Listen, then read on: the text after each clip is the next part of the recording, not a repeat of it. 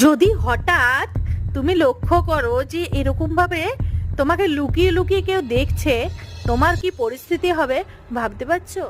নমস্কার বন্ধুরা, আমি সঞ্চিতা রায় চলে এলাম আবার একটা ভীষণ ভয়ঙ্কর ভিডিও নিয়ে। আমার এই সিঁড়ির ঠিক নিচটাতে আমি রান্না করি এবং দিনের বেলা ছিল, কিন্তু চারিদিকে কপার জ্বালানো বন্ধ করে রাখার কারণে একদম অন্ধকার ছিল। ছোট্ট একটা লাইট জ্বলছিল রান্নার কারণে। যাই হোক, হঠাৎ দেখছি এরকম আমাকে দেখছে। জানি না বন্ধুরা ভৌতিক কিনা নাকি আমি দেখে ভয় পেলাম।